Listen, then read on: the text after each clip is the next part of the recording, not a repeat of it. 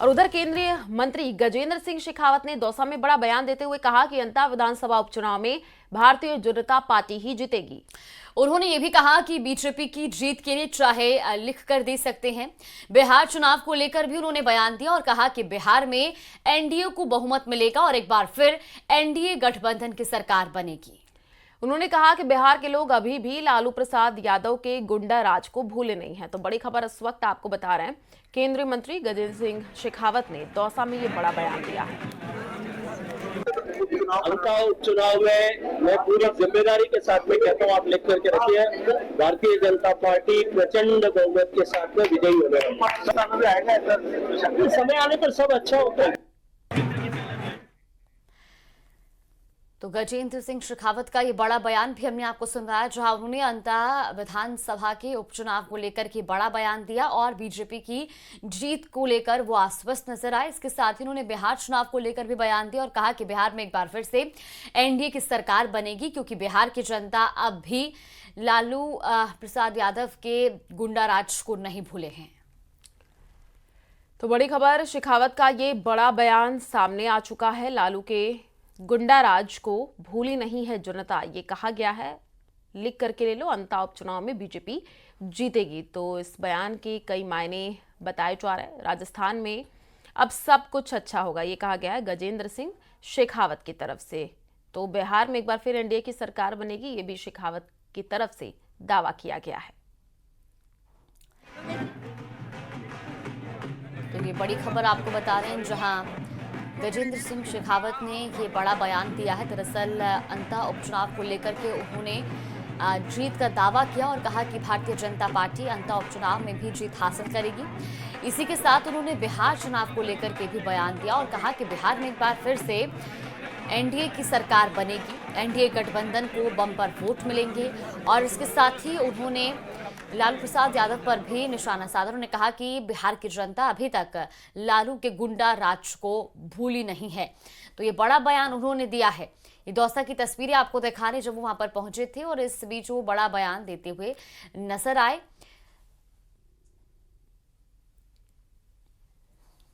तो साथ ही गजेंद्र सिंह शेखावत ने यह भी कहा कि अब राजस्थान में सब अच्छा होगा। अंता उपचुनाव को लेकर कल ही बीजेपी ने अपने प्रत्याशी के नाम का ऐलान किया था और उसके बाद से ही अब जमीनी स्तर पर इसको लेकर के प्रचार प्रसार भी शुरू हो गया है। और बड़ी खबर आपको बता दें, अंता उपचुनाव से जुड़ी हुई है। बीजेपी प्रत्याशी मोरपाल सुमन आज नामांकन करेंगे। दोपहर 12:30 बजे का वक्त होगा जब अंता रिटर्निंग कार्यालय में नामांकन दाखिल करेंगे। तो सांसद दुष्यंत सिंह भी उनके साथ इस दौरान मौजूद रहेंगे। बिना किसी रैली के सादगीपूर्ण तरीके से नामांकन का ये कार्यक्रम होगा। ये पूरी नामांकन की जो प्रक्रिया है वो बिना किसी रैली या किसी सभा की होगी, यानी कि सादगीपूर्ण तरीके से ये नामांकन प्रक्रिया होनी है। उनके साथ इस दौरान आपको बता दें कि सांसद दुष्यंत सिंह भी मौजूद रहेंगे। तो अंता उपचुनाव को लेकर यह बड़ी जानकारी सामने आ रही है, जहां एक और निर्दलीय प्रत्याशी और कांग्रेस प्रत्याशी पहले ही अपना नामांकन दाखिल कर चुके हैं। तो वहीं कल बीजेपी ने अपने प्रत्याशी के नाम का ऐलान किया और आज वो नामांकन दाखिल करेंगे।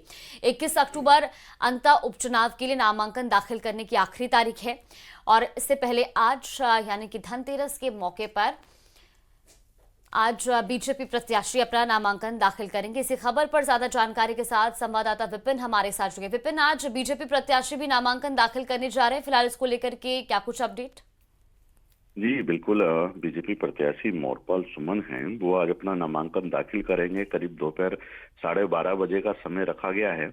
कोई इस तरह की बड़ी रैली या नामांकन रैली के नाम पर या कोई सभा का आयोजन नहीं है। सिर्फ एक जगह बालाजी की बगीची है अंता में, वहीं पर कार्यकर्ता जो है एकत्रित होंगे और सांसद दुष्यंत सिंह जो हैं वो इस रैली में मौजूद रहेंगे और यहाँ मतलब पहुंचेंगे। उसके बाद जो है जो 5 लोग हैं जिन्हें अनुमत होगा, जो नेता होंगे, वो जो है सादगीपूर्ण तरीके से जो है अपना नामांकन आज रिटर्निंग ऑफिसर कार्यालय में जमा कराएंगे। तो कोई रैली नहीं, क्योंकि देखिए देरी हुई टिकट में, तो ऐसे में कह सकते हैं कि ये भी एक कारण हो सकता है कि कोई बड़ी रैली का आयोजन नहीं किया जा रहा है और जो है सादगीपूर्ण तरीके से इस पूरे जो है नामांकन प्रक्रिया को ये किया जा रहा है। क्योंकि 2 दिन का अवकाश रहेगा आज के बाद। उसके बाद सीधे 21 तारीख को जो है अंतिम तिथि है नामांकन की, और इसी के साथ जो है 23 तारीख तक स्क्रूटनी होगी, 27 तक नाम वापसी की प्रक्रिया है। तो उसके बाद जाहिर सी बात है कौन कौन मैदान में रहेंगे प्रत्याशी, वो सारी तस्वीरें साफ हो जाएगी। हालांकि जो मुख्य है वो जो है भाजपा और कांग्रेस दोनों के प्रत्याशी के जो इंतजार था वो घोषणा हो गई है। अब दोनों बिल्कुल विपिन, और इस सीट पर त्रिकोणीय मुकाबला भी माना जा रहा है। आप नजर बना करके रखिए, आगे आपसे अपडेट लेंगे। फिलहाल शुक्रिया तमाम जानकारी साझा करने के लिए।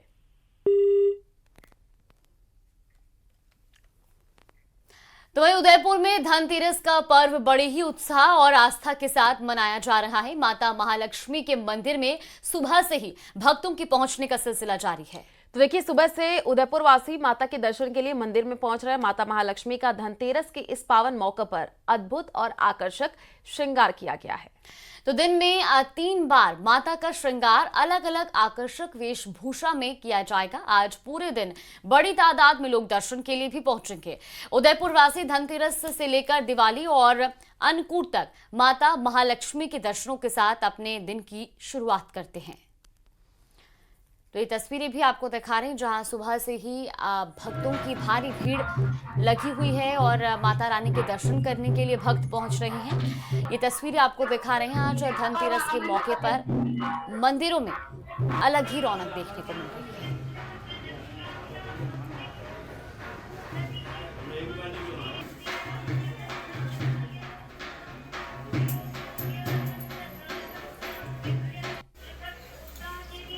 आज धनतेरस का पर्व है, माता महालक्ष्मी के पूजन का दिन है और सुबह से उदयपुर के प्रसिद्ध भटियानी चोट्टा स्थित माता महालक्ष्मी के मंदिर में भक्तों के पहुंचने का सिलसिला जारी है। मैं सबसे पहले आपको माता महालक्ष्मी के दर्शन कराऊंगा। आप देखिए कि ये आज सुबह के धनतेरस के दिन के माँ महालक्ष्मी के दर्शन है। इसी मनमोहक दर्शन के लिए सुबह से भक्त मंदिर पहुंच रहे हैं। बड़ी तादाद में सुबह 3:30 बजे से यहाँ भक्तों के पहुंचने का जो सिलसिला है वो लगातार चल रहा है। वह आपको मैं तस्वीरें दिखाऊंगा। आप देखिए कि भक्त अपने दिन की जो शुरुआत है वो लक्ष्मी जी के दर्शन के साथ में करते हैं। मंदिर के अंदर आप अभी देख सकते हैं कि जो भीड़ है वो पहुंचनी शुरू हो चुकी है। सुबह से जो माँ महालक्ष्मी के जो भक्त हैं वो यहाँ पहुंच रहे हैं और माता का आशीर्वाद धनतेरस के इस पावन मौके पर ले रहे हैं। देखिए, आज से लेकर 5 दिन तक लगातार लक्ष्मी जी के मंदिर में कई सारे आयोजन होंगे। आज किस तरह से दिनचर्या चल रही है? आज किस तरह से आयोजन होंगे? सुबह प्रातः 3:30 बजे से माता जी के दर्शन खुले। उसके बाद 3 तरीके की पोशाक धारण कराई जाएगी। आज अभी एक पोशाक धारण हुई है, अब दिन को एक पोशाक होगी और सायकाल एक पोशाक धारण होगी। उसके बाद अलग अलग श्रृंगार धारण होंगे। माता जी के स्वर्ण आभूषण से श्रृंगार किया गया है। दर्शन करना है। आज धनतेरस का दिन है तो सुबह सुबह माँ लक्ष्मी जी के दर्शन करने के लिए हम आए हैं और बहुत अच्छा लग रहा है। मन को बहुत शांति मिल रही है दर्शन करके। दीपावली का ये महापर्व है जिसके अंदर हमेशा लगता है कि एक बार महालक्ष्मी जी के दर्शन किया जाए। हम भी श्री विष्णु सहस्त्रनाम का पाठ कर रहे हैं माता जी की शरणों में आकर के, और सुबह सुबह बहुत आनंदमय वातावरण है। और यही वजह है कि भक्तों की जो भीड़ है वो यहाँ पर इन दिनों में काफी ज्यादा देखने को मिलती है। आप देखिए 3 तरह की पोशाक आज पूरे दिन में धारण कराई जाएगी और दीपावली के दिन यहाँ स्वर्ण आभूषणों से माता महालक्ष्मी का विशेष श्रृंगार किया जाएगा, जिसके दर्शन के लिए भी लाखों भक्त इस मंदिर में पहुंचेंगे। कपिल श्रीमाली, न्यूज़ 18 उदयपुर। और दीपोत्सव के उपलक्ष्य में राजस्थान का सीमावर्ती जिला श्री गंगानगर दुल्हन की तरह सज धज करके तैयार है। श्री गंगानगर जिला मुख्यालय पर स्थानीय व्यापारिक संगठनों के द्वारा आकर्षक रंग बिरंगी रोशनी और सजावट की गई है। तो वहीं मुख्य चौक चौराहे पर पुलिस बल भी तैनात किया गया है। तो साथ ही आपको बता दें कि आमजन को किसी तरीके की परेशानी न हो, इसका भी विशेष ध्यान रखा जा रहा है। राजस्थान के सीमावर्ती जिले श्री गंगानगर सहित पूरे देश में दीपोत्सव को लेकर काफी ज्यादा उत्साह देखा जा रहा है। और बात करें राजस्थान के सीमावर्ती जिले श्री गंगानगर में, तो कल से शुरू होने जा रहे दीपोत्सव को लेकर स्थानीय व्यापारिक संगठनों के द्वारा बाजारों में आकर्षक रंग बिरंगी सजावट की गई है। अभी इस समय हम श्री गंगानगर के हृदय स्थल यानी कि अंबेडकर चौक पर मौजूद है। हम आपको यहाँ की तस्वीरें दिखाएं तो आप ये देखिए, श्री गंगानगर के बाजार इस समय दुल्हन की तरह सजे हुए हैं, क्योंकि कल से 4 दिवसीय दीपोत्सव की शुरुआत होने जा रही है। तो ऐसे में श्री गंगानगर के व्यापारिक संगठनों के द्वारा आकर्षक रंग बिरंगी सजावट की गई है और यही वजह है कि इस समय श्री गंगानगर के बाजार पूरी तरह से गुलजार नजर आ रहे हैं। जहां एक और लोग अपने आवश्यक सामान की खरीदारी करने के लिए पहुंच रहे हैं, तो वहीं दूसरी ओर इस रंग बिरंगी रोशनी और आकर्षक साज सजावट को देखने के लिए भी श्री गंगानगर वासी बाजार में पहुंच रहे हैं। तो वहीं अंता उपचुनाव को लेकर बीजेपी ने स्टार प्रचारकों की लिस्ट भी जारी कर दी है। 40 स्टार प्रचारकों की लिस्ट जारी की गई है। तो वहीं देखिए, 40 नेताओं की लिस्ट में CM Bhajanlal Sharma, deputy CM दिया कुमारी, मदन राठौड़ और पूर्व सीएम वसुंधरा राजे का नाम शामिल है।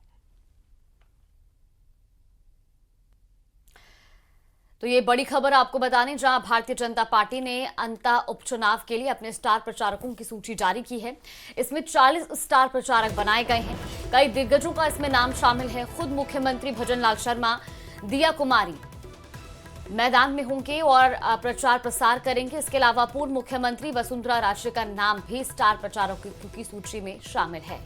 तो बड़ी खबर इस वक्त अंता उपचुनाव से जुड़ी हुई, क्योंकि देखिए कल ही बीजेपी ने अंता उपचुनाव के लिए बीजेपी अपने प्रत्याशी का नाम का ऐलान किया है और उसके बाद से ही 40 स्टार प्रचारकों की लिस्ट जारी कर दी गई है, जिसमें CM Bhajanlal Sharma, deputy CM दिया कुमारी का नाम शामिल है और पूर्व सीएम वसुंधरा राजे का नाम भी इसमें शामिल है। तो ये लोग पहुंचेंगे प्रचार प्रसार करने के लिए। 40 स्टार प्रचारकों की लिस्ट जारी हो चुकी है। ये लिस्ट भी हम आपको स्क्रीन पर दिखा रहे हैं। अंता उपचुनाव से जुड़ी हुई ये बड़ी खबर है। डिप्टी सीएम दिया कुमारी का भी नाम इसमें शामिल है। नाम भी आपको स्क्रीन पर दिखा रहे हैं। जो लिस्ट जारी की गई है वो भी साथ ही साथ आपको दिखा रहे हैं।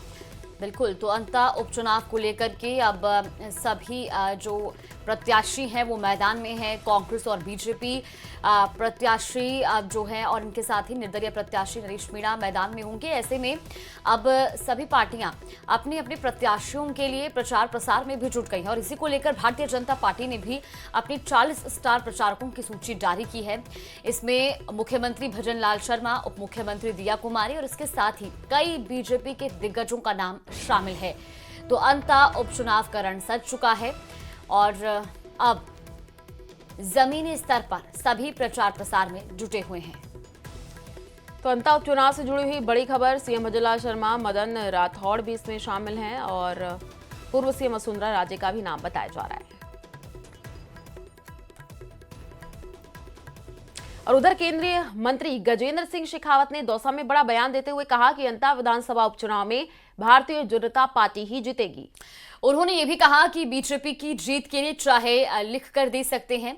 बिहार चुनाव को लेकर भी उन्होंने बयान दिया और कहा कि बिहार में एनडीए को बहुमत मिलेगा और एक बार फिर एनडीए गठबंधन की सरकार बनेगी।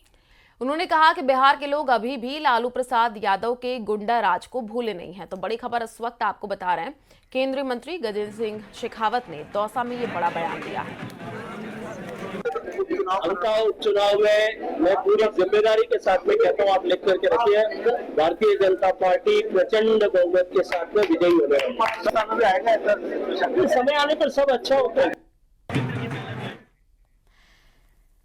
तो गजेंद्र सिंह शेखावत का ये बड़ा बयान भी हमने आपको सुनाया, जहां उन्होंने अंता विधानसभा के उपचुनाव को लेकर के बड़ा बयान दिया और बीजेपी की जीत को लेकर वो आश्वस्त नजर आए। इसके साथ ही उन्होंने बिहार चुनाव को लेकर भी बयान दिया और कहा कि बिहार में एक बार फिर से एनडीए की सरकार बनेगी, क्योंकि बिहार की जनता अब भी लालू प्रसाद यादव के गुंडा राज को नहीं भूले हैं।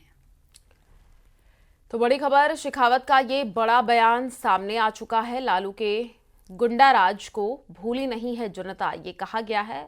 लिख करके ले लो, अंता उपचुनाव में बीजेपी जीतेगी। तो इस बयान के कई मायने बताए जा रहे हैं। राजस्थान में अब सब कुछ अच्छा होगा, ये कहा गया है गजेंद्र सिंह शेखावत की तरफ से। तो बिहार में एक बार फिर एनडीए की सरकार बनेगी, ये भी शेखावत की तरफ से दावा किया गया है। तो ये बड़ी खबर आपको बता रहे हैं, जहां गजेंद्र सिंह शेखावत ने ये बड़ा बयान दिया है। दरअसल अंता उपचुनाव को लेकर के उन्होंने जीत का दावा किया और कहा कि भारतीय जनता पार्टी अंता उपचुनाव में भी जीत हासिल करेगी। इसी के साथ उन्होंने बिहार चुनाव को लेकर के भी बयान दिया और कहा कि बिहार में एक बार फिर से एनडीए की सरकार बनेगी, एनडीए गठबंधन को बम्पर वोट मिलेंगे। और इसके साथ ही उन्होंने लालू प्रसाद यादव पर भी निशाना साधा। उन्होंने कहा कि बिहार की जनता अभी तक लालू के गुंडा राज को भूली नहीं है। तो ये बड़ा बयान उन्होंने दिया है। ये दौसा की तस्वीरें आपको दिखा रहे जब वो वहां पर पहुंचे थे और इस बीच वो बड़ा बयान देते हुए नजर आए।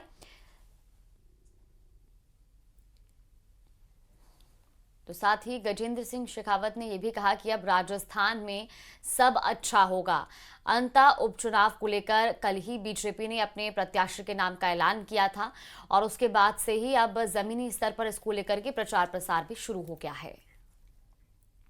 और बड़ी खबर आपको बता दें, अंता उपचुनाव से जुड़ी हुई है। बीजेपी प्रत्याशी मोरपाल सुमन आज नामांकन करेंगे। दोपहर 12:30 बजे का वक्त होगा जब अंता रिटर्निंग कार्यालय में नामांकन दाखिल करेंगे। तो सांसद दुष्यंत सिंह भी उनके साथ इस दौरान मौजूद रहेंगे। बिना किसी रैली के सादगीपूर्ण तरीके से नामांकन का ये कार्यक्रम होगा। ये पूरी नामांकन की जो प्रक्रिया है वो बिना किसी रैली या किसी सभा की होगी, यानी कि सादगीपूर्ण तरीके से ये नामांकन प्रक्रिया होनी है। उनके साथ इस दौरान आपको बता दें कि सांसद दुष्यंत सिंह भी मौजूद रहेंगे। तो अंता उपचुनाव को लेकर यह बड़ी जानकारी सामने आ रही है, जहां एक और निर्दलीय प्रत्याशी और कांग्रेस प्रत्याशी पहले ही अपना नामांकन दाखिल कर चुके हैं। तो वहीं कल बीजेपी ने अपने प्रत्याशी के नाम का ऐलान किया और आज वो नामांकन दाखिल करेंगे। 21 अक्टूबर अंता उपचुनाव के लिए नामांकन दाखिल करने की आखिरी तारीख है और इससे पहले आज यानी कि धनतेरस के मौके पर आज बीजेपी प्रत्याशी अपना नामांकन दाखिल करेंगे। इसी खबर पर ज्यादा जानकारी के साथ संवाददाता विपिन हमारे साथ जुड़े। विपिन, आज बीजेपी प्रत्याशी भी नामांकन दाखिल करने जा रहे हैं, फिलहाल इसको लेकर के क्या कुछ अपडेट? जी बिल्कुल, बीजेपी प्रत्याशी मोरपाल सुमन हैं, वो आज अपना नामांकन दाखिल करेंगे। करीब दोपहर 12:30 बजे का समय रखा गया है। कोई इस तरह की बड़ी रैली या नामांकन रैली के नाम पर या कोई सभा का आयोजन नहीं है। सिर्फ एक जगह बालाजी की बगीची है अंता में, वहीं पर कार्यकर्ता जो है एकत्रित होंगे और सांसद दुष्यंत सिंह जो हैं वो इस रैली में मौजूद रहेंगे और यहाँ मतलब पहुंचेंगे। उसके बाद जो है जो 5 लोग हैं जिन्हें अनुमत होगा, जो नेता होंगे, वो जो है सादगीपूर्ण तरीके से जो है अपना नामांकन आज रिटर्निंग ऑफिसर कार्यालय में जमा कराएंगे। तो कोई रैली नहीं, क्योंकि देखिए देरी हुई टिकट में, तो ऐसे में कह सकते हैं कि ये भी एक कारण हो सकता है कि कोई बड़ी रैली का आयोजन नहीं किया जा रहा है और जो है सादगीपूर्ण तरीके से इस पूरे जो है नामांकन प्रक्रिया को ये किया जा रहा है।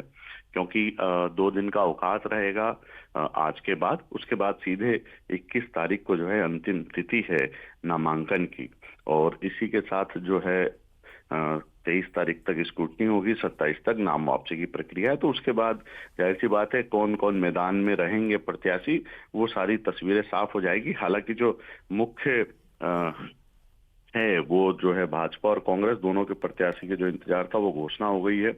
अब दोनों बिल्कुल विपिन, और इस सीट पर त्रिकोणीय मुकाबला भी माना जा रहा है। आप नजर बना करके रखिए, आगे आपसे अपडेट लेंगे। फिलहाल शुक्रिया तमाम जानकारी साझा करने के लिए।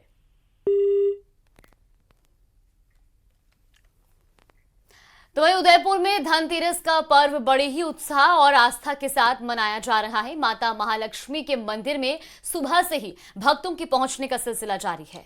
तो देखिए, सुबह से उदयपुर वासी माता के दर्शन के लिए मंदिर में पहुंच रहे हैं। माता महालक्ष्मी का धनतेरस के इस पावन मौके पर अद्भुत और आकर्षक श्रृंगार किया गया है। तो दिन में 3 बार माता का श्रृंगार अलग अलग आकर्षक वेशभूषा में किया जाएगा। आज पूरे दिन बड़ी तादाद में लोग दर्शन के लिए भी पहुंचेंगे। उदयपुर वासी धनतेरस से लेकर दिवाली और अन्नकूट तक माता महालक्ष्मी के दर्शनों के साथ अपने दिन की शुरुआत करते हैं। तो ये तस्वीरें भी आपको दिखा रहे हैं जहां सुबह से ही भक्तों की भारी भीड़ लगी हुई है और माता रानी के दर्शन करने के लिए भक्त पहुंच रहे हैं। ये तस्वीरें आपको दिखा रहे हैं आज धनतेरस के मौके पर मंदिरों में अलग ही रौनक देखने को मिल रही है।